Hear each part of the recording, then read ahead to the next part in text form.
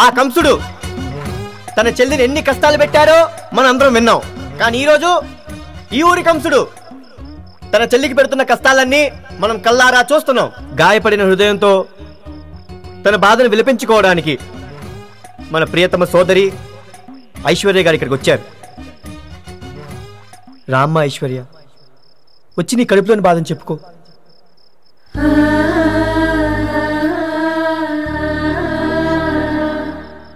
అమ్మా ఐశ్వర్య, నువ్వేం భయపడకమ్మా, మేమే ఎలాగైనా నిన్ను గెలిపించుకుంటాం. నాకు ఓట్లొద్దు, నా భర్త కావాలి, ప్రాణాలతో కావాలి. మీ అందరికి చేతులెత్తి దండం పెడతాను. నా అన్న బారి నుండి నా భర్తను కాపాడండి. సిస్టర్, మీకే ఫోన్. హలో. అయ్యో అయ్యో, నా భర్త కనిపించట్లేదు అని మైకి పట్టుకుని ఏడుస్తున్నావంటే? నా భర్త నాకు ప్రాణాలతో కావాలి. ఎక్కడ దాచావో చెప్పు.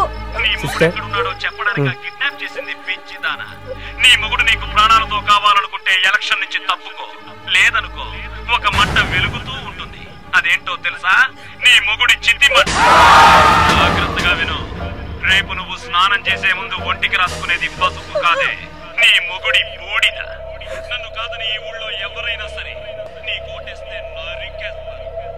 ఇదేంటన్నా నీ భార్య ఎక్కుంటే వాయిస్ ఎక్కడ వినపడుతుందే? అన్నా నువ్వు ఇక్కడ తాపీగా ఆఫ్ ఎత్తరావు, ఆడెవడో అక్కడ నీకు ఫుల్గా ఎత్తరాడు. ఏం చేస్తారో నాకు తెలియదు. ఆ మీటింగ్ ఆపండి, ఆపండ్రా. మొదలట్టపు సచ్చినోడా, నీ కళ్ళల్లో జిల్లేడు పాలిపోయ్యా. ఏట ఊరుతున్నావు, ఆడోళ్ళు ఉతురు పోసుకున్నావంటే నీకు పోగటాను లేకుండా పోతుంది యాదవా.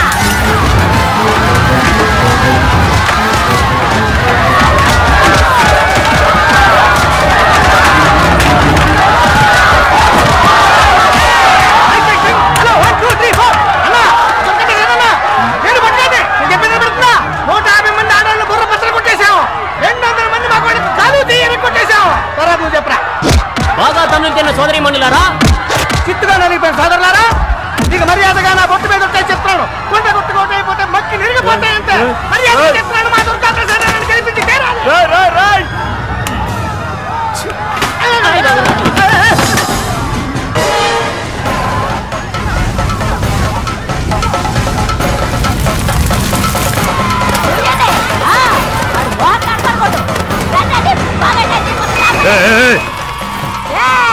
హోటల్ మీద బ్యాడ్ మంటలు కొట్టి ఏమవుతుంది? ఆడనుకుని నడిపిస్తున్నాడే గొడ్ల గొమ్మహోడు, ఆడి మావే ఈడు. ఈడి మీద వెయ్యండి, వెయ్యండి.